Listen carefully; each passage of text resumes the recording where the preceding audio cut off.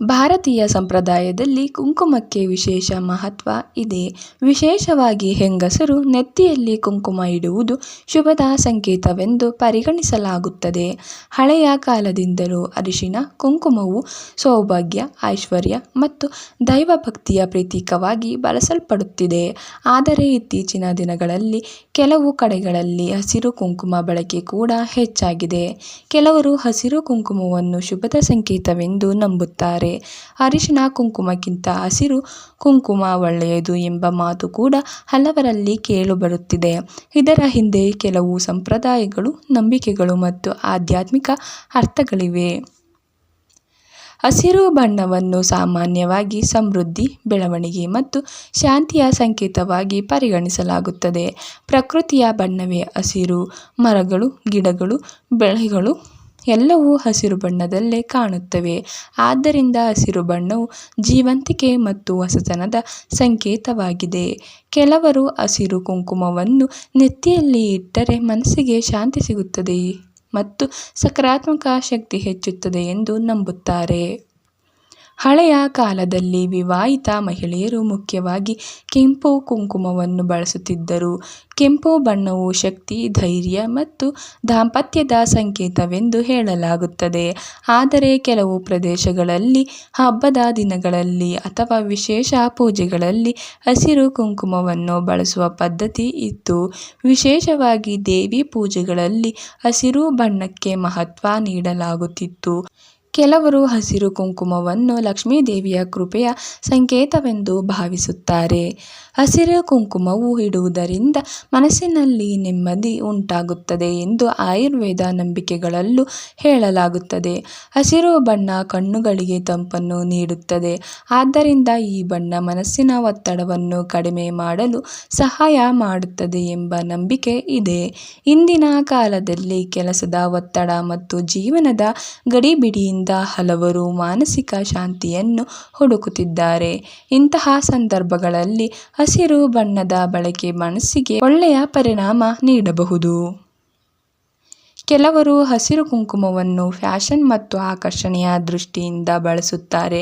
ವಿವಿಧ ಬಣ್ಣದ ಸೀರೆಗಳಿಗೆ ಹೊಂದುವಂತೆ ಹಸಿರು ಕುಂಕುಮವನ್ನು ಧರಿಸುವುದು ಈಗ ಸಾಮಾನ್ಯವಾಗಿದೆ.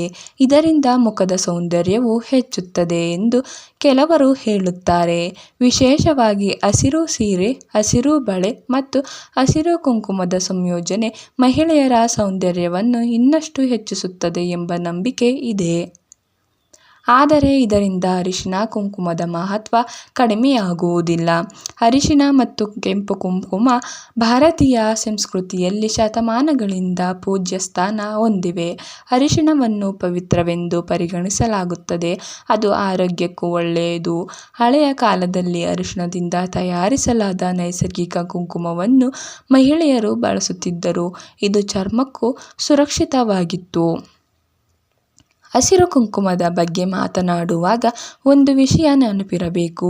ಮಾರುಕಟ್ಟೆಯಲ್ಲಿ ಸಿಗುವ ಕೆಲವು ಕೃತಕ ಬಣ್ಣದ ಕುಂಕುಮಗಳಲ್ಲಿ ರಾಸಾಯನಿಕ ಪದಾರ್ಥಗಳು ಇರಬಹುದು. ಇವು ಚರ್ಮಕ್ಕೆ ಹಾನಿ ಮಾಡಬಹುದು. ಆದ್ದರಿಂದ ಯಾವುದೇ ಬಣ್ಣದ ಕುಂಕುಮ ಬಳಸಿದರೂ ಗುಣಮಟ್ಟದ ಮತ್ತು ಸುರಕ್ಷಿತ ಉತ್ಪನ್ನಗಳನ್ನು ಆಯ್ಕೆ ಮಾಡುವುದು ಮುಖ್ಯ. ಸಂಪ್ರದಾಯದ ದೃಷ್ಟಿಯಿಂದ ನೋಡಿದರೆ ಪ್ರತಿಯೊಂದು ಬಣ್ಣಕ್ಕೂ ತನ್ನದೇ ಆದ ಮಹತ್ವ ಇದೆ. ಕೆಂಪು ಕುಂಕುಮವು ಶಕ್ತಿ ಮತ್ತು ಸೌಭಾಗ್ಯದ ಸಂಕೇತವಾದರೆ ಹಸಿರು ಕುಂಕುಮವು ಶಾಂತಿ ಮತ್ತು ಸಮೃದ್ಧಿಯ ಸಂಕೇತವೆಂದು ಕೆಲವರು ಭಾವಿಸುತ್ತಾರೆ. ಯಾವುದು ಉತ್ತಮ ಎಂಬುದು ವ್ಯಕ್ತಿಯ ನಂಬಿಕೆ, ಆಚರಣೆ ಮತ್ತು ಅಭಿರುಚಿಯ ಮೇಲೆ ಅವಲಂಬಿತವಾಗಿದೆ.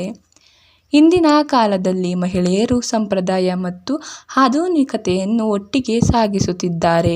ಕೆಲವರು ಪ್ರತಿದಿನ ಕೆಂಪು ಕುಂಕುಮ ಬಳಸಿದರೂ ವಿಶೇಷ ಸಂದರ್ಭಗಳಲ್ಲಿ ಹಸಿರು ಕುಂಕುಮ ಧರಿಸುತ್ತಾರೆ.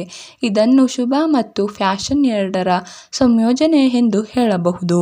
ಹೆಂಗಸರು ಯಾವ ಬಣ್ಣದ ಕುಂಕುಮ ಧರಿಸಿದರೂ ಅದರ ಹಿಂದೆ ಇರುವ ಭಕ್ತಿ, ಗೌರವ ಮತ್ತು ಸಕಾರಾತ್ಮಕ ಮನೋಭಾವವೇ ಮುಖ್ಯ. ಕುಂಕುಮವು ಕೇವಲ ಅಲಂಕಾರವಲ್ಲ, ಅದು ಭಾರತೀಯ ಮಹಿಳೆಯರ ಸಂಸ್ಕೃತಿ ಮತ್ತು ಸಂಪ್ರದಾಯದ ಒಂದು ಭಾಗವಾಗಿದೆ. ಹಸಿರು ಕುಂಕುಮದ ಬಳಕೆ ಇಂದಿನ ದಿನಗಳಲ್ಲಿ ಹೊಸ ಟ್ರೆಂಡ್ ಆಗಿದ್ದರೂ ಅದು ಕೆಲವರಿಗೆ ಆತ್ಮವಿಶ್ವಾಸ ಮತ್ತು ಸಂತೋಷವನ್ನು ನೀಡುತ್ತದೆ. ಕೊನೆಗೆ ಹೇಳುವುದಾದರೆ ಅರಿಶಿಣ ಕುಂಕುಮ ಮತ್ತು ಹಸಿರು ಕುಂಕುಮ ಎರಡಕ್ಕೂ ತಮ್ಮದೇ ಆದ ಮಹತ್ವವಿದೆ. ಹಸಿರು ಕುಂಕುಮವನ್ನು ಕೆಲವರು ಶಾಂತಿ, ಸಮೃದ್ಧಿ ಮತ್ತು ಸೌಂದರ್ಯದ ಸಂಕೇತವಾಗಿ ನೋಡುತ್ತಾರೆ. ಆದರೆ ಯಾವುದೇ ಕುಂಕುಮವನ್ನು ಬಳಸುವಾಗ ಅದರ ಶುದ್ಧತೆ ಮತ್ತು ಸುರಕ್ಷತೆಯನ್ನು ಗಮನಿಸುವುದು ಅತ್ಯಂತ ಮುಖ್ಯ. ಭಾರತೀಯ ಸಂಪ್ರದಾಯದಲ್ಲಿ ಬಣ್ಣಗಳಿಗೂ ವಿಶೇಷ ಅರ್ಥವಿದೆ. ಇದರಿಂದ ಮಹಿಳೆಯರು ತಮ್ಮ ನಂಬಿಕೆ ಮತ್ತು ಇಷ್ಟಕ್ಕೆ ಅನುಗುಣವಾಗಿ ಕುಂಕುಮವನ್ನು ಬಳಸಬಹುದು. ಈ ವಿಡಿಯೋ ನಿಮಗೆ ಇಷ್ಟವಾಗಿದ್ದರೆ ಲೈಕ್ ಮಾಡಿ, ಶೇರ್ ಮಾಡಿ ಮತ್ತು ಚಾನಲನ್ನು ಸಬ್ಸ್ಕ್ರೈಬ್ ಮಾಡಿ. ಧನ್ಯವಾದಗಳು.